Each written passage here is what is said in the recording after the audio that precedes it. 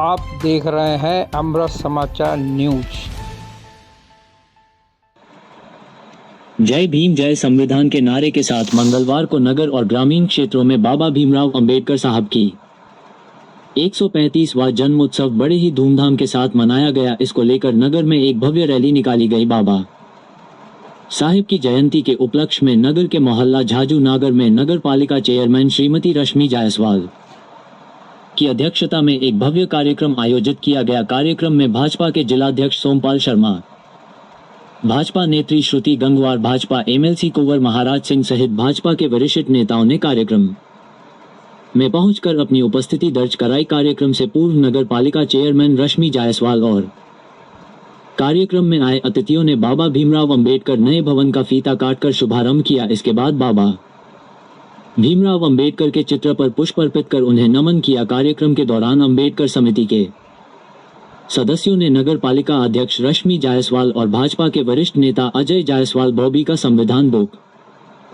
भेंट कर उनका स्वागत किया। इस दौरान वक्ताओं ने बाबा भीमराव अंबेडकर के जीवन काल पर रोशनी डाली और उनके बताए हुए मार्ग पर चलने का लोगों से संकल्प लिया। कार्यक्रम के दौरान बड़ी संख्या में लोग पंडाल में उपस्थित रहे। कार्यक्रम का संचालन भाजपा के पूर्व नगर अध्यक्ष जितेंद्र सक्सेना ने किया। इस दौरान भाजपा के पदाधिकारी और कार्यकर्ता मौजूद रहे। कार्यक्रम के आखिर में बोलते हुए नगर पालिका चेयरमैन श्रीमती रश्मि जायसवाल ने कहा, भारतीय संविधान के रचयिता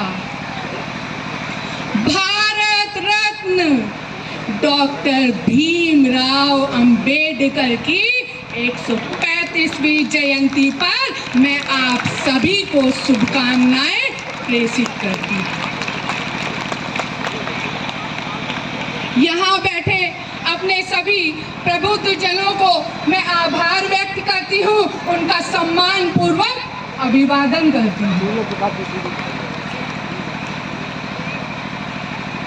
आरंभ में मुझे समझ नहीं आता था कि राजनीति है क्या। हवा यानी अपना दीपक स्वयं जलाना पड़ता है और जब दीपक जल जाए तो उसकी ज्योति को अपने जैसी अन्य महिलाओं और अन्य असहायों और अन्य गरीबों में दे देनी पड़ती है। हमेशा एक बात याद रखिएगा, इलेक्शन के टाइम पर, चुनाव के टाइम पर आएंगे बहुत नेतागण आपके पास, होगा तो उनके पास भरपूर, लेकिन जब आपके पास आएंगे तो फटे पुराने कपड़ों और जूतों में आएंगे।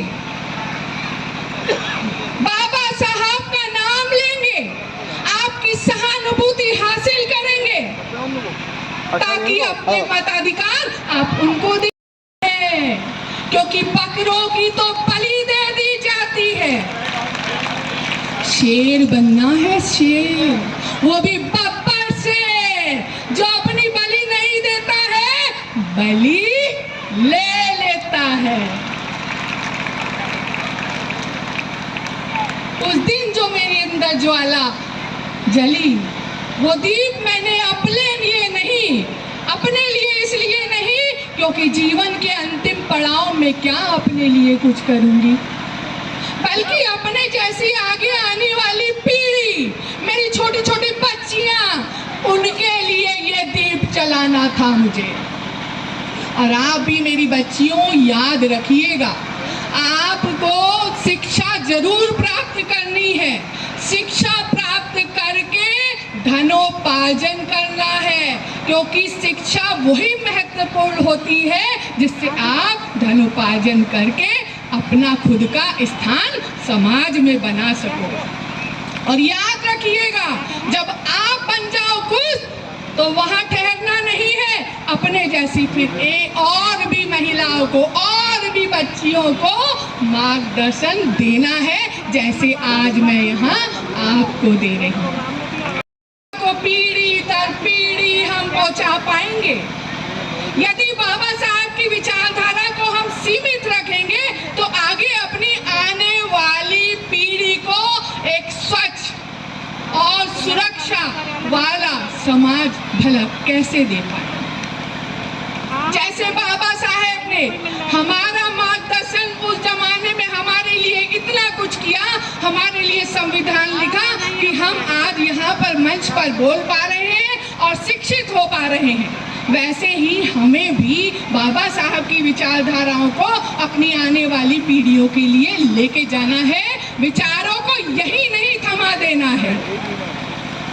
आप लोग सोच रहे होंगे होगी, लोग आपका मनोबल तोड़ेंगे, आपको नीचा दिखाना चाहेंगे, लेकिन आप बाबा साहेब के विचार मन में लाना। उनके क्या विचार थे? निडरता, स्वाभिमानिता और सबसे बड़ी बात, किसी का अपमान नहीं करना है। आपको किसी का अपमान नहीं करना है और ना ही अपना अपमान सहन करना योगदान है।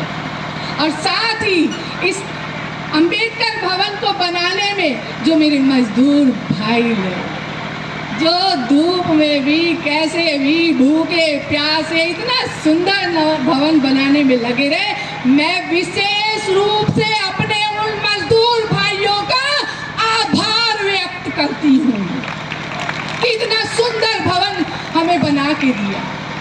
बहुत बहुत आभार आप सभी का। जय भीम, जय भारत, जय संविधान।